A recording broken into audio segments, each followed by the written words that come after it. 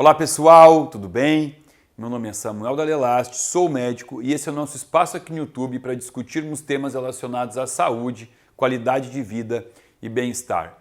Vamos falar hoje sobre um tema extremamente comum na população, obviamente muito mais comum na fase da adolescência, mas que muitas vezes acompanha a pessoa mesmo na fase adulta, e vamos entender um pouquinho do porquê, quais são as causas que estão envolvidas por trás de acne, né? Ou vamos usar um nome mais popular aqui, que a gente ouve desde pequeno, espinhas, né?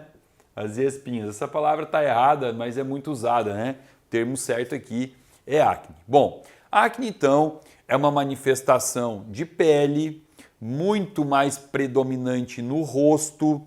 Eventualmente eu posso ter em outros locais, os outros locais mais comuns é na região das costas e na região aqui do peitoral.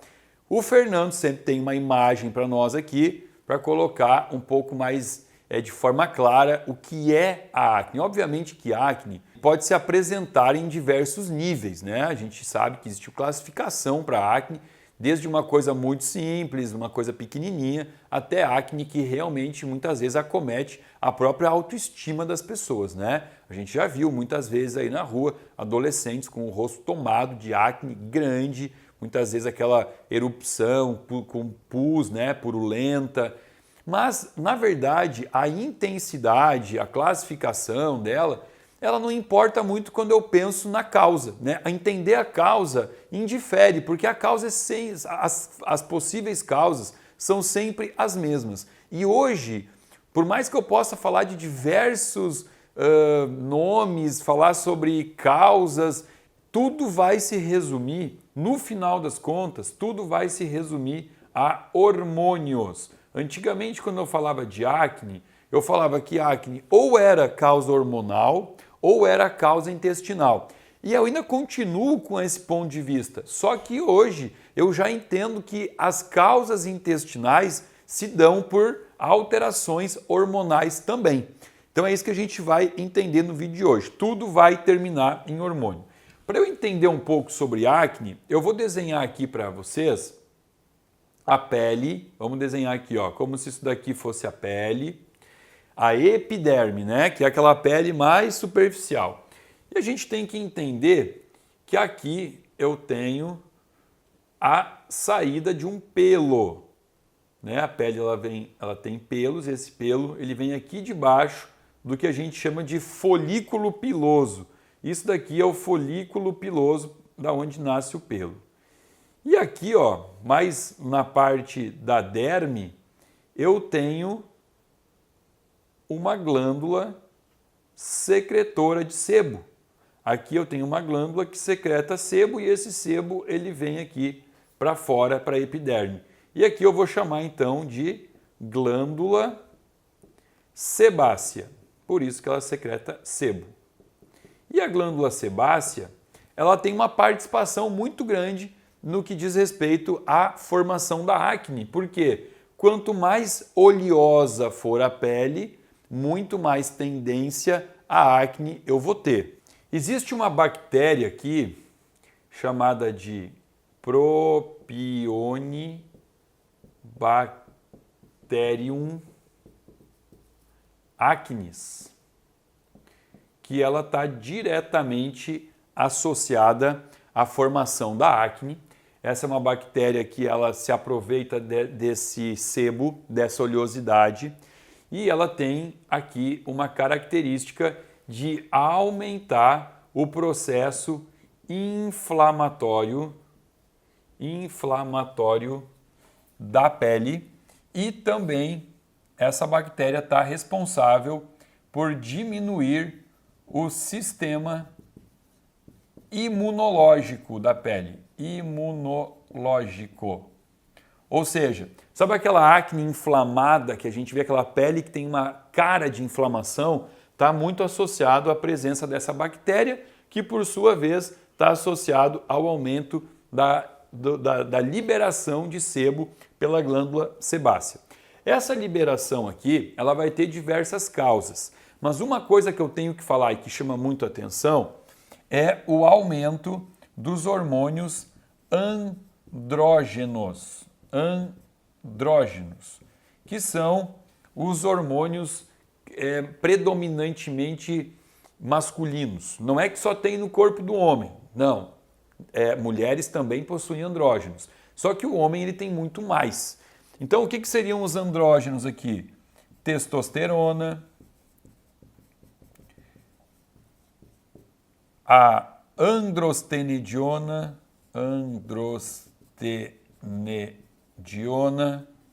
eu tenho também o sulfato de deidroepiandrosterona, que as pessoas conhecem por DEA, e eu tenho um que chama DHT, que é um subtipo de testosterona. Subtipo? Posso dizer subtipo.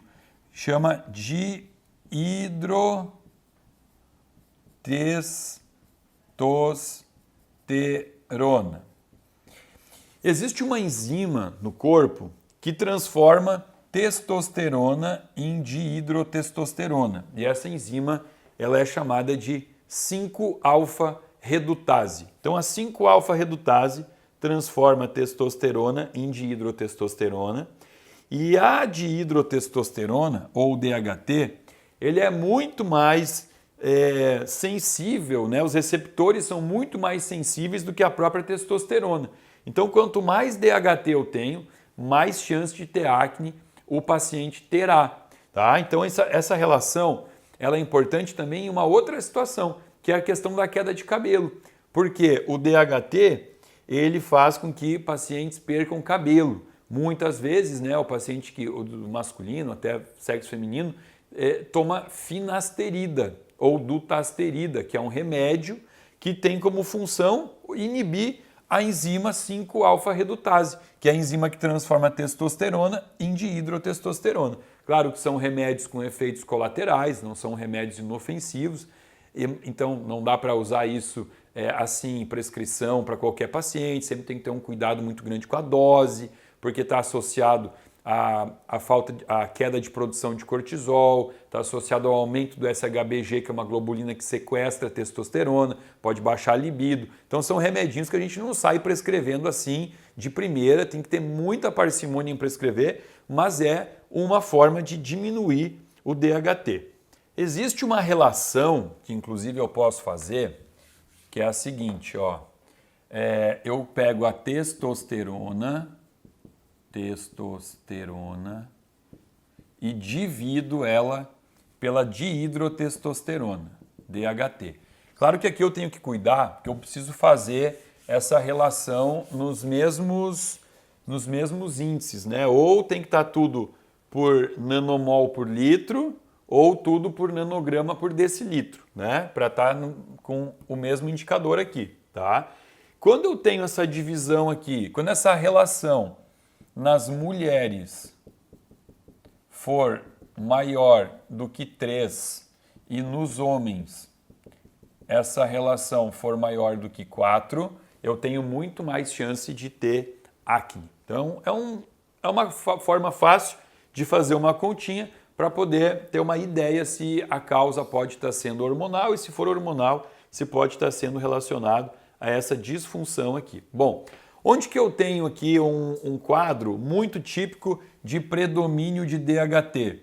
Já tem um vídeo falando sobre SOP, Síndrome dos Ovários Policísticos. Mulheres que têm a síndrome dos ovários policísticos têm um predomínio de andrógenos, especificamente muito comum aumento de DHT. Você pega uma mulher com SOP, ela vai ter um DHT de 600, 650, às vezes mais. Já tive mulheres aqui com 1000 de DHT e você olha para o rosto, é aquela pele extremamente acneica, oleosa, tem brilho. Isso aqui, então, é uma das situações para o sexo feminino que está diretamente associado a um aumento de acne, né?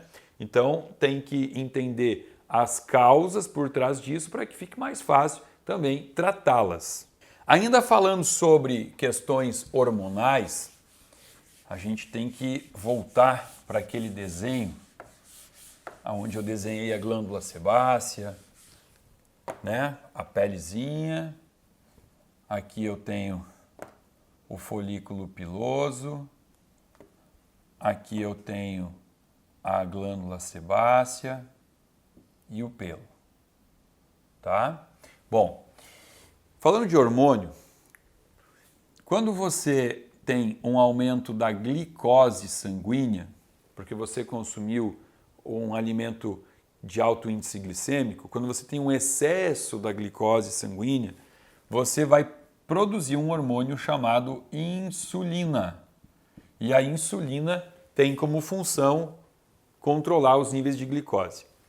Só que a insulina, ela vai estimular uma via de sinalização de uma proteína chamada mTOR. Tá? Isso aqui é uma via de sinalização de crescimento. A mTOR, ela ajuda na hipertrofia muscular também é uma via que pode ser um pouco perigosa, porque ela pode ser sinalizadora de processos tumorais neoplásicos, né? Câncer. Então, existem mais de um tipo de mTOR, mas basicamente eu estimulo a mTOR com a insulina. A mTOR, ela por sua vez, vai aumentar aqui a atividade dos sebócitos, que vai aumentar o sebo, a oleosidade. Só que os sebócitos, eles também têm muito receptor para IGF-1,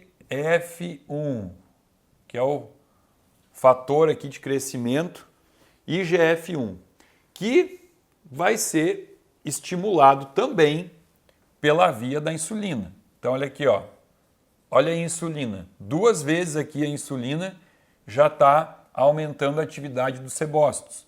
Uma pela via do mTOR, pela via do IGF-1. Então aqui entendendo isso, agora eu vou falar para vocês quais são os alimentos que têm a maior capacidade de causar acne. Vamos lá. Primeiro, obviamente, tudo que for doce, tudo que tiver alto índice glicêmico, não é só o açúcar, tudo que leva açúcar. Segundo lugar, existe um aminoácido que também já foi falado aqui, açúcar. Existe um aminoácido chamado leucina. A leucina é um dos 3 aminoácidos que você encontra no complexo BCAA, que é um complexo de aminoácidos de cadeia ramificada, usado muito no atleta ou também no paciente idoso para manutenção de massa muscular. E o BCAA ele contém leucina, isoleucina e valina, tá?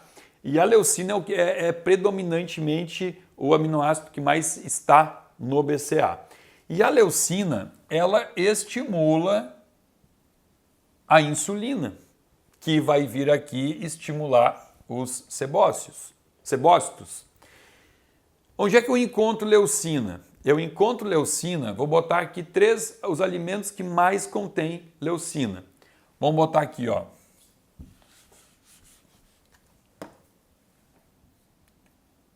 O leite, o ovo e o whey protein. O whey protein também já temos vídeo aqui sobre ele, whey protein, né? Falando sobre qual é a opção saudável, existe proteína whey saudável? Sim, existe, mas mesmo a proteína whey saudável, ela tem uma quantidade de leucina um pouco elevada, o que é interessante para atividade física, é interessante para manutenção de massa muscular, porém, para pessoas sensíveis, eu posso ter com whey protein um aumento da atividade dos sebócitos, aumentando a acne. Ovos. A quantidade de 2 ovos atinge a quantidade de leucina máxima para eu não ter um aumento da insulina aqui, tá? Então, quando você come ovos, tem pessoas, eu já tive paciente extremamente intolerante ao ovo em relação à acne, né? Que eu tive que tirar o ovo da dieta dele. Mas geralmente quando você bota 2 ovos juntos no máximo, não é 2 ovos por dia que eu estou falando, é 2 ovos juntos, na mesma refeição, no máximo 2 ovos, né? Então tem essa relação também. E o leite, eu convido você que ainda tenha dúvida sobre o leite, a entrar aqui no meu próprio canal, entrar no vídeo sobre leite. Você nem precisa nem assistir o vídeo, tá aqui o link, não precisa nem assistir o vídeo. Você só vai lá abaixo do vídeo, que é um dos vídeos mais assistidos do meu canal, já passou de 1 milhão de visualizações, e dê uma lida nos comentários que tem abaixo desse vídeo. Tem no mínimo 1000 pessoas que escreveram ali que quando pararam de tomar leite, melhorou a pele. Então fica lá, né, a dica. E o leite, ainda por cima, ele tem outros problemas que não é só a quantidade de leucina. O leite vai lá nas células K, que são células intestinais, no intestino, e estimula nas células K a GIP, que é aqui, ó, proteína insulinotrópica glicose dependente. Vamos escrever aqui, ó, proteína insulinotrópica glicose dependente. E essa proteína GIP, ela aumenta a expressão do IGF-1. Você está vendo que tudo está levando ao aumento da expressão dos sebócitos? Olha aqui o leite, então. Ele vai tanto por uma via da leucina, quanto pela via da GIP ativada lá no intestino, aumentando aqui a expressão dos sebócitos. E já que falamos de intestino, vamos lá falar sobre uma causa muito comum de acne, que é o seguinte, ó. Várias vezes aqui, várias vezes, acho que todos os vídeos, quando eu falo sobre doença, eu consigo associar causas intestinais. E aqui não podia ser diferente. Aqui eu tenho o meu trato digestivo, intestinal, o intestino que faz parte do trato digestivo. Aqui eu tenho as minhas células intestinais, chamadas de enterócitos. E eu tenho o meu microbioma, que é o conjunto de bactérias que habita o meu intestino, tá? Quando eu tenho uma alimentação natural, tudo que veio da terra, usando os ingredientes certos para cozinhar, esse intestino está tudo certo, está tudo bonito, ele é um sinalizador de sistema imunológico. Eu sinalizo o sistema imune, eu aumento, né? Eu tenho células aqui no intestino que chamam células de Goblet, eu tenho outras que chamam células de Panet, que são todas células que potencializam o meu sistema imunológico. Isso é extremamente importante. Porém, quando eu tenho uma alimentação de caráter pró-inflamatório, que se entende por isso, alimentos processados, alimentos superprocessados, embalados com conservante, corante, carregado de pesticida, inseticidas que são usados na lavoura. Quando eu tenho aqui alimentos que têm um componente de leite, de lácteo, né, que contenham caseína. A caseína é uma proteína muito inflamatória para o intestino. Quando eu tenho aqui trigo, ou milho, ou a soja, quando eu tenho amendoim, puro fungo, amendoim tem muita aflotoxina. Quando eu tenho nesse intestino contato com açúcar, com álcool, bom, e tudo isso que eu já falei dos industrializados, eu começo a gerar aqui um processo inflamatório no meu intestino que começa a abrir porteiras, né? Separa as minhas células, causando essas aberturas aqui, que tem um nome, isso aqui chama leak gut. E quando eu tenho essa abertura aqui, eu começo a sinalizar, eu começo a colocar em contato com o corpo substâncias, aminas biogênicas, endotoxinas, diversos fragmentos de alimentos não digeridos que vão passando pelo meu intestino e vão sinalizando e ativando um sistema inflamatório mediado pela Toll-like receptor 4. É mediado pela Toll-like receptor 4, que é gatilho para aumentar algumas citocinas pró-inflamatórias como a interleucina 6, o fator de necrose tumoral TNF-alfa. Isso aqui são todos hormônios pró-inflamatórios que vão gerando o que a gente chama de inflamação subclínica e que, por sua vez, podem sim aumentar a acne. Por quê? Porque essa inflamação subclínica, principalmente aumentada aqui por interleucina 6 e TNF-alfa, e eu colocaria aqui também o fator de transcrição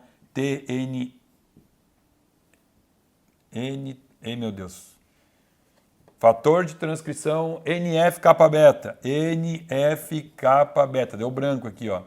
Fator de transcrição NF-kappa-beta. Isso tudo vai gerar a resistência insulínica. Vai fazer com que o meu paciente comece a ter resistência insulínica.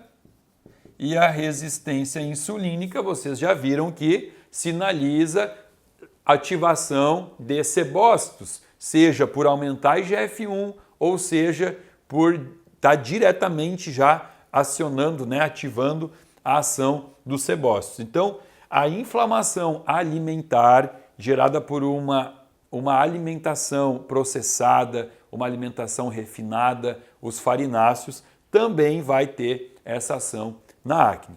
Outro fator que eu não posso deixar de falar aqui é o estresse.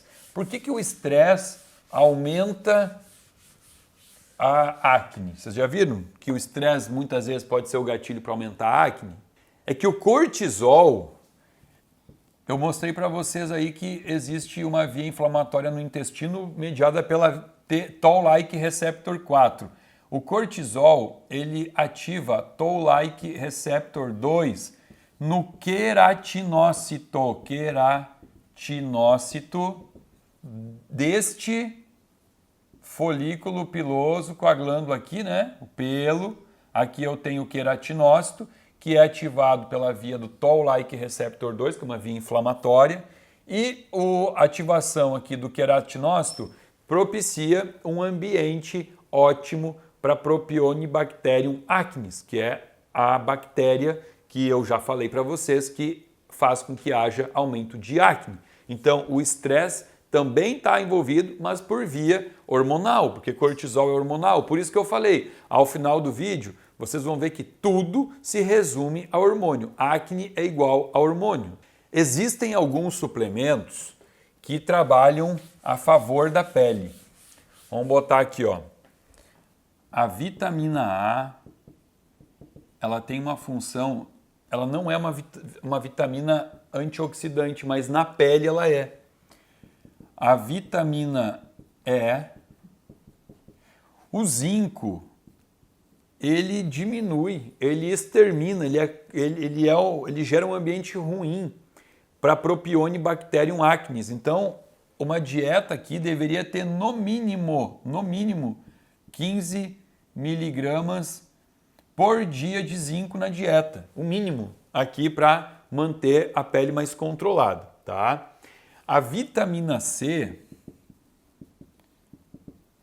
com uma dieta de 500 miligramas por dia de vitamina C na dieta, eu tenho estudos que mostram que diminui o NF-kappa-beta e o fator de necrose tumoral alfa na pele, ou seja, isso aqui são dois agentes pró-inflamatórios na pele que a vitamina C diminui a ativação deles. E a vitamina C também na pele, ela está associada a modular as enzimas que fazem a transformação da prolina em hidroxiprolina e da lisina em hidroxilisina. O que é lisina e prolina? São aminoácidos formadores de colágeno. E a vitamina C é quem faz com que essa enzima que faz essa conversão para ativar colágeno não seja oxidada. Então, hoje tem muito cosmético usando vitamina C na pele. É muito interessante, tá? Eu recomendo o uso de vitamina C dérmico, passar na pele. Lógico, o dermatologista prescrever isso para você. Já que a gente está falando de nutrientes aqui, é importante falar da homocisteína, que já foi tópico de muitos vídeos meus, homocisteína, Porque a homocisteína aqui, que é um resíduo inflamatório, um resíduo ruim de um ciclo que começa com cisteína, perdão, mentira, é um ciclo que começa com metionina.